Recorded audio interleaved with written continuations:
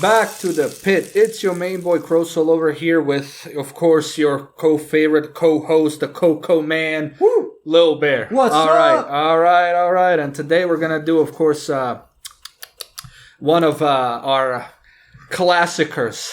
And for this week, we chose movies. All right. Everybody's favorite movies for everybody who's been alive in 1933. They're gonna get salty because it's gonna be their favorite movie because it's like the only one that was out there. Pre-civil rights and all that stuff. This is the only way they see a monkey on the screen. Pre-electricity, and it was King Kong. Ooh, King Kong. That's a tough one, bro. Old King Kong was trash, bro. Like you can come at me from all directions, but man, that don't even look like King Kong, dog. That looks like I don't even know what to say. Like, I mean, look how he looks at those twin towers, bro. Bro, you could drive a plane through those teeth. Oh, yeah. But yeah, I mean, look at that. That used to be King Kong, man. Now people here are gonna tell you they're gonna all those schmucks who have those Twitter accounts being like, oh, but you don't understand the culture and the meaning. There's no meaning. If I lived my whole life without ever seeing this version of King Kong, I would be happier than I am today. Okay? Absolutely. You know how many nightmares I got from the claymation of this fucking, dude in a suit just kind of, wait a second, is it a dude or a suit? Or is it like, action figure? I actually don't know now that you brought that up. That's actually a good question. Ooh. Huh. I think, either or. There you go. Whatever they used, no. Horrifying. I mean, think. Could you live your life without ever knowing that this used to be King Kong? Absolutely. I mean, it's not like Godzilla where it's an actual, cultural icon. No one I've ever known has ever talked to me about, King Kong. No, I've heard more about Hong Kong than King Kong. Well, coming to you guys straight from Bangkok over here, we're on a little trip. All right. Bangkok's pretty nice. There's a lot of Larry's not here, so which is a good thing. But yeah, CroSoul, I heard that you had a few escorts the other day. How'd that go? Oh, yeah. The only problem is that, for some reason, they're all bigger than me. They whip their pants down, and all of a sudden you hear. That's right. And that wasn't me. But yeah, look, I understand a lot of these, what do they even call themselves? Like movie enthusiasts, right? Look, you just have to realize at this point and age, old doesn't mean gold. Okay? Absolutely not. Absolutely not. I mean, even with video games, right? There's some video games that age really well, like Resident Evil 4. You can still play it. Even some Command and Conquer games. This is definitely not. No. Like, come on. Look, when you think about it, Halo is 20 years old. It still holds up pretty well. Absolutely, King Kong belongs. I've seen more, accurate to life monkeys in my toilet. All right, that's right. The rating for Queen Kwong, that's gonna be 0 capuchins out of a gorilla, man. Like we're going one banana out of a bunch. Yeah, it's not even like half eaten. 0. Bye, bitch, gone. Like that, just oof. All right, Queen, yeah. All right, so the next movie that we've got coming up is Ralph Bashki's version of Lord of the Rings. Oh, Lord. Okay, where do we start with this? Have you guys seen Boromir? Like, why is he like he looks like Forrest Gump if he went like to the gym more and was more aggressive. Like, why does he look like some type of metrosexual barbarian? Look, why does he have no pants? What's up with this dude and like no pants, man? He belongs in horny jail. Boink. I mean, look, for some reason the hobbits have pants.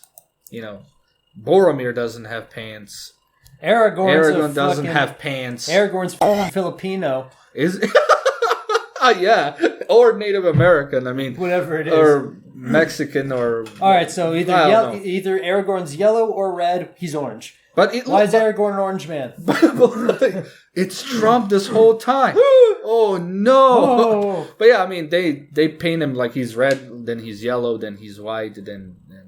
I mean, Frodo stays the same if you look at him. Have you seen Saruman from this? Or sorry, Sauron from Sauron. This? No, I have not seen Sauron. This might be the only thing that this movie did better than the original. Not actually showing Sauron. Oh, I've seen what you mean, like with the shadow stuff. Yeah. Okay, that's actually pretty badass. Well, that is pretty cool. The only thing I don't like it is when the orcs are coming in this one.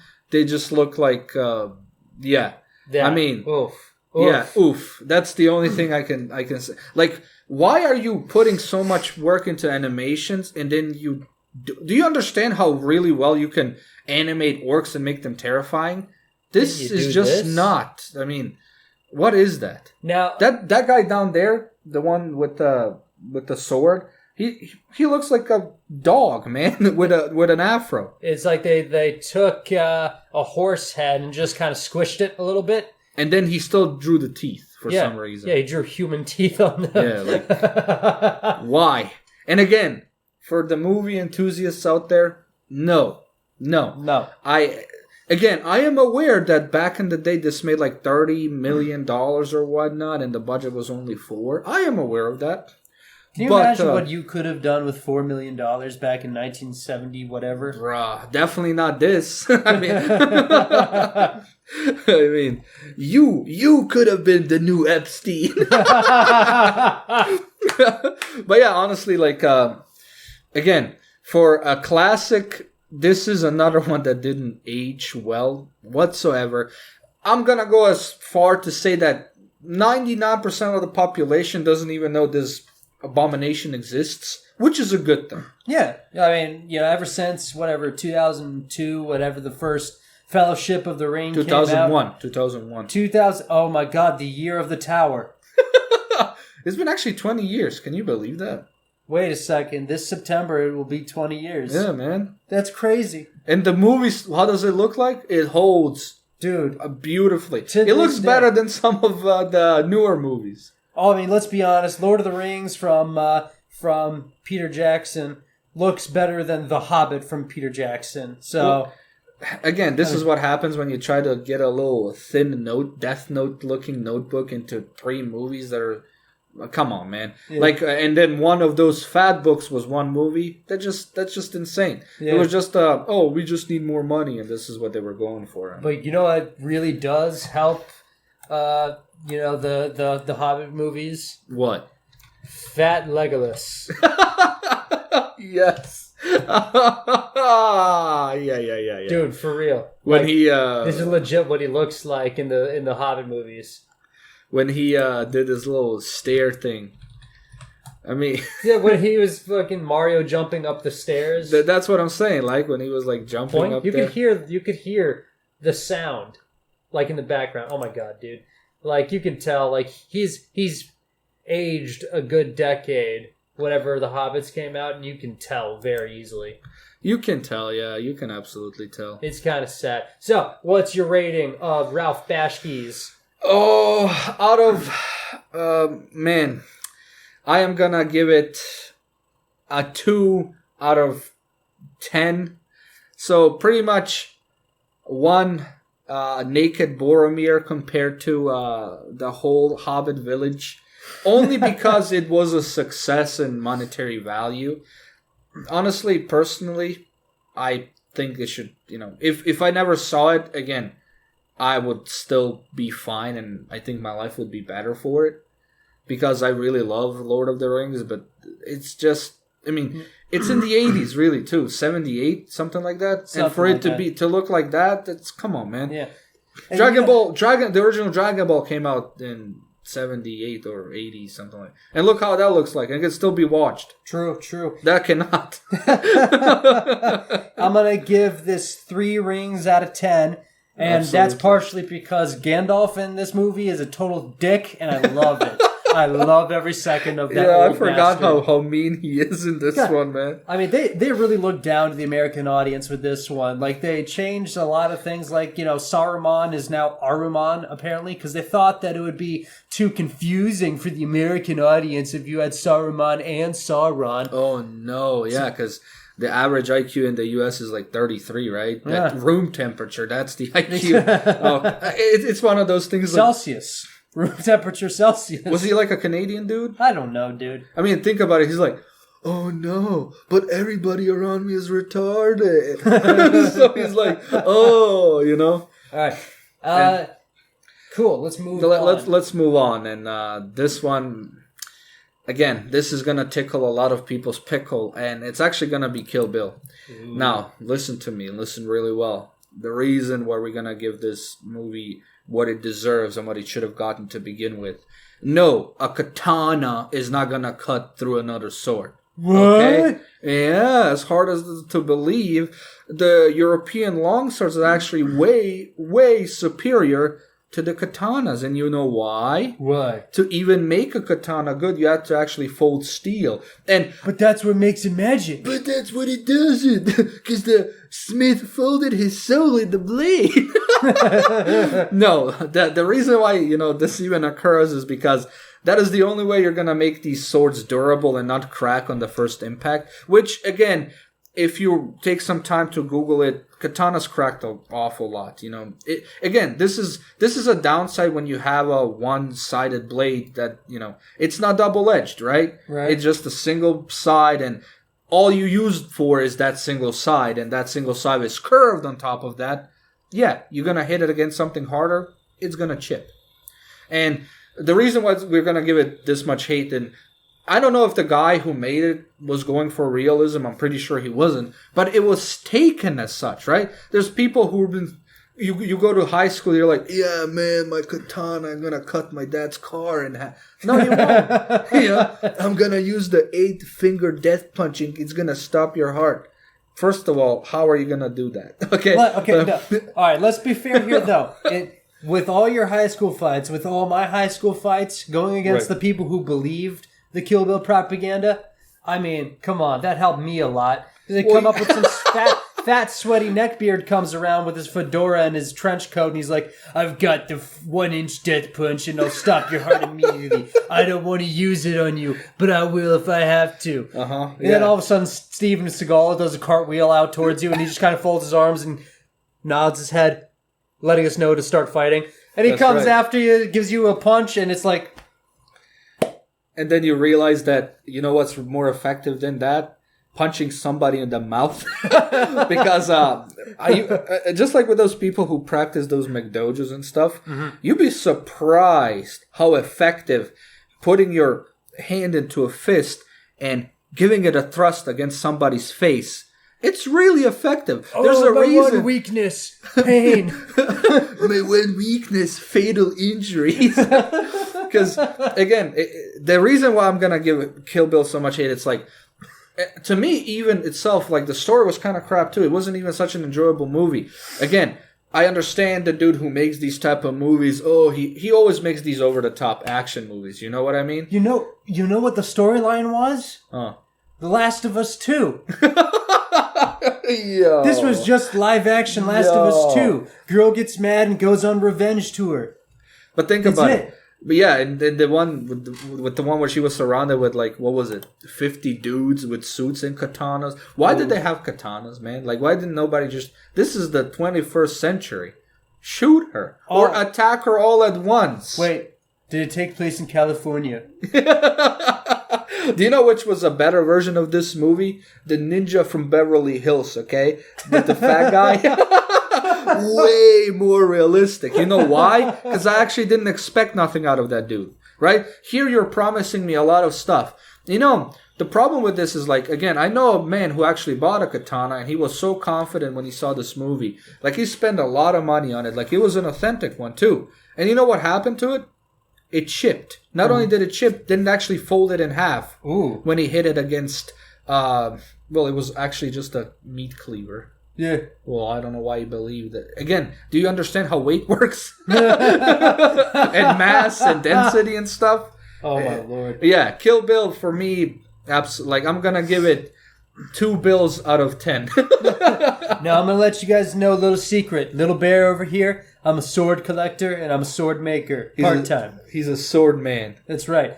So whenever I was a little kid, I watched this film and I thought that, katanas were the bee's knees, but in Japanese. That's so, right. The Japanese bee's knees. All right. So I ended up buying myself a katana. I thought it was really cool. It was cheap, like $20 at the flea market.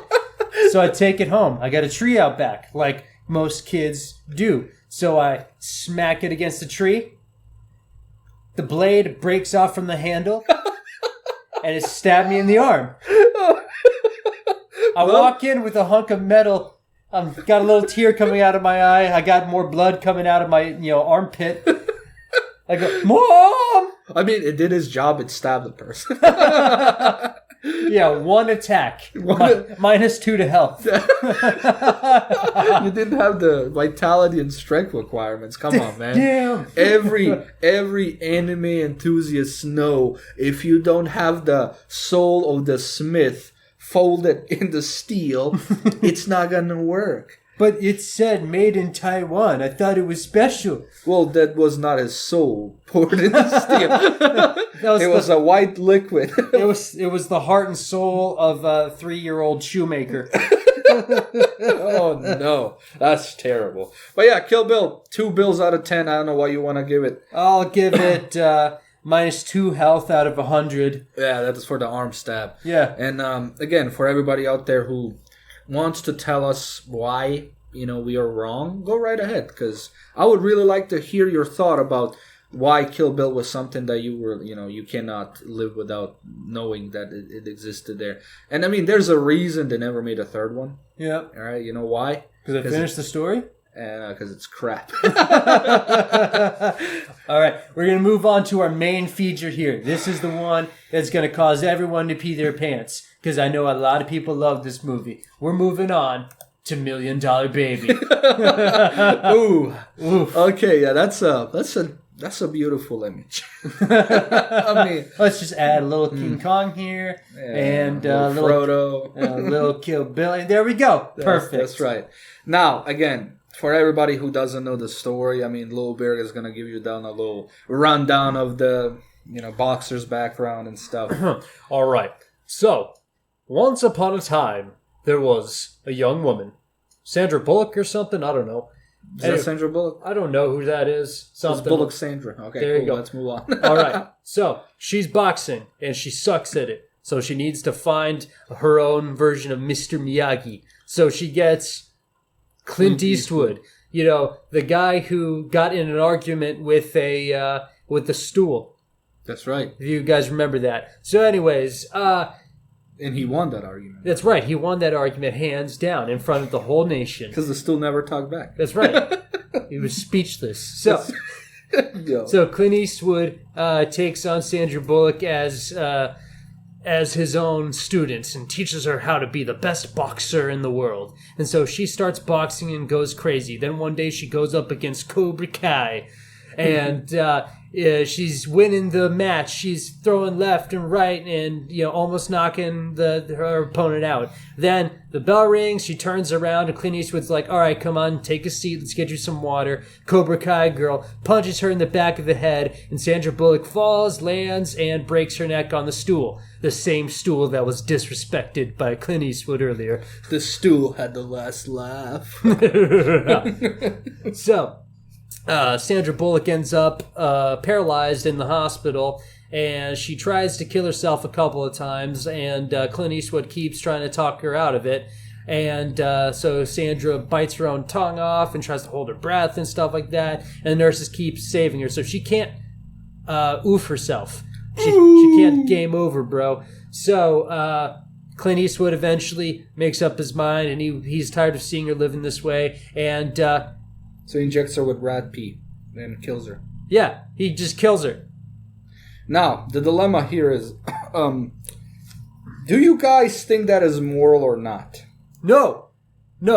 That is ridiculous. That is the dumbest, moral of a movie I've ever seen in my life. Someone gets paralyzed? All right, kill him. They're no use to society anymore. Sorry. Well, yeah, Bye-bye. let me tell you what I would do it. My boy Little Bear over here, he gets paralyzed. He has a good life insurance. I'm putting a pillow on his face right then and there. And you know what? He's going to be happy. Just ignore the fact that he's, trying to move his little paralyzed head and, get air. No, you just press that pillow right there. And you're, what did they say? Now she's at peace. Yeah. Oh my God.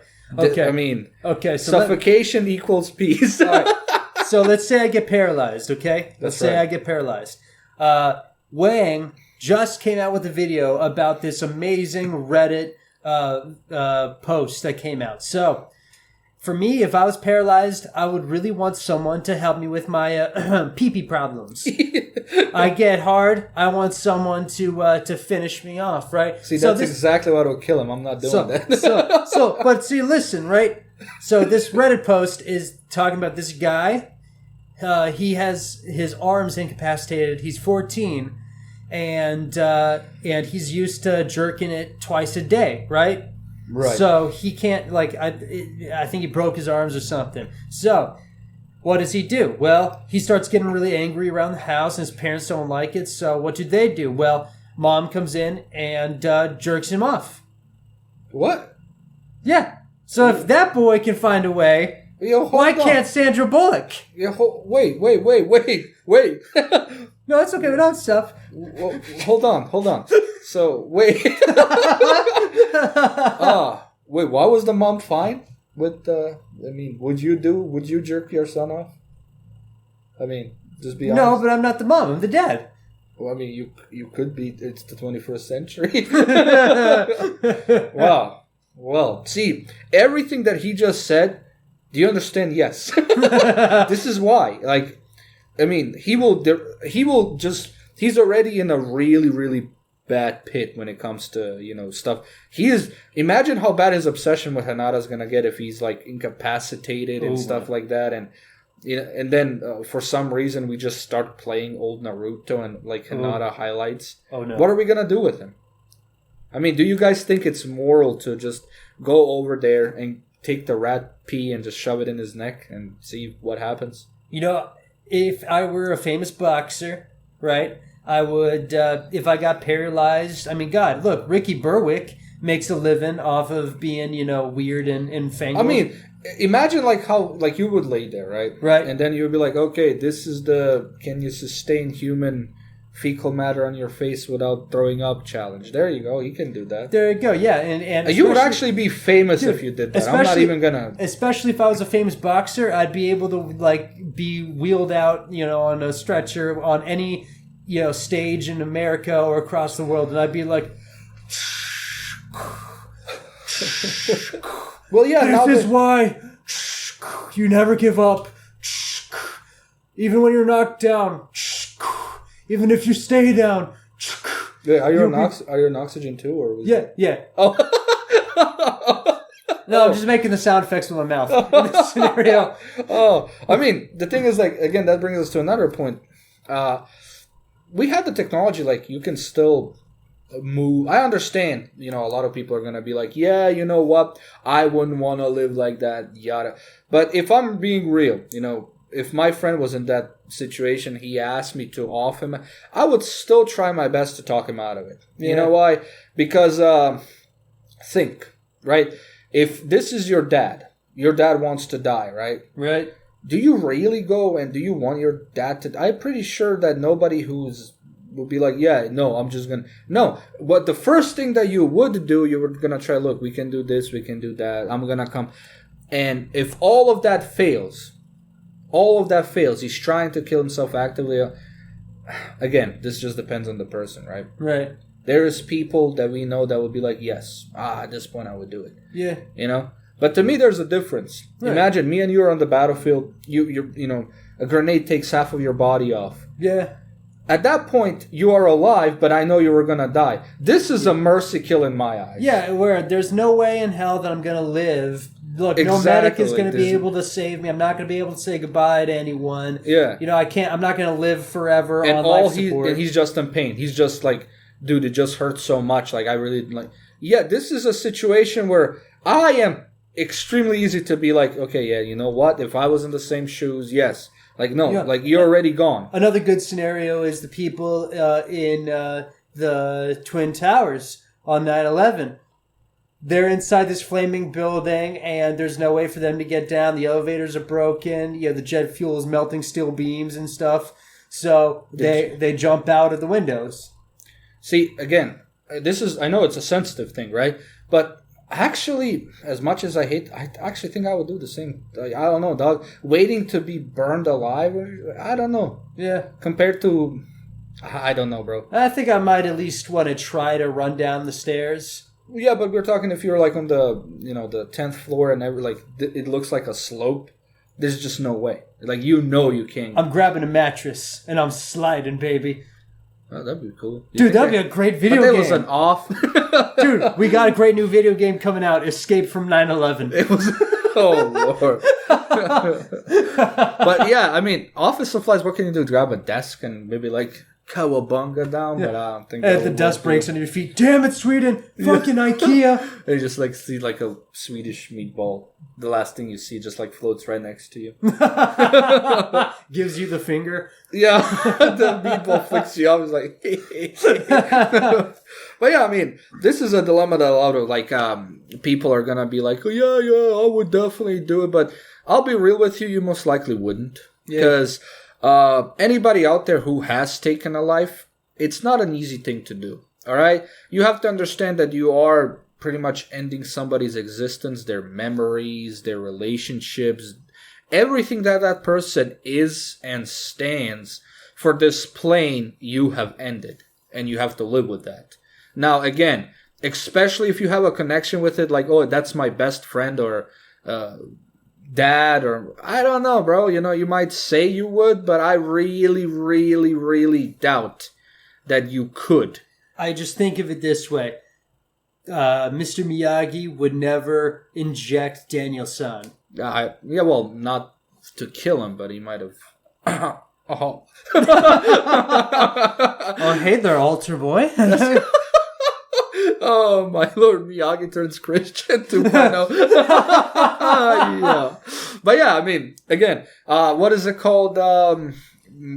Millionaire? $1 million baby. $1 million baby. What would you millionize? What I don't want to say like how many babies you want to get.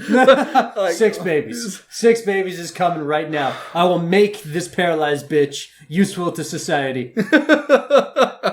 I actually am going to give this one a 4. And the reason why it's a 4 is because, to me, again, the scenario doesn't... I know what they were going for, but there's so many better ways to do it. Yeah. Like, imagine if she could not talk and she was in constant pain. You know, which a lot of people there is. Like, there's dudes who are turning to stone, bro. Yep. Who are suffering. Like, this is a different... Like, she could talk. Mm-hmm. She could communicate. There's a lot of, like... Again, I'm one for, live and let live. Man, again, a disability is not a thing that holds a person back.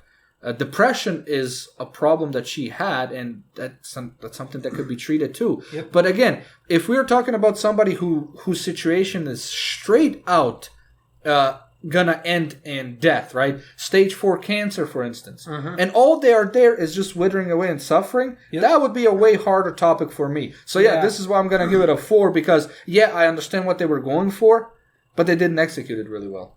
I mean, boxing, and she falls on a stool as well. Oh, it broke her. Come on, man. Yeah, I'm gonna give this a 0 out of 10, and here's the real reason why. If I were in that situation, I would finally be at peace, because now I don't have to go to work anymore.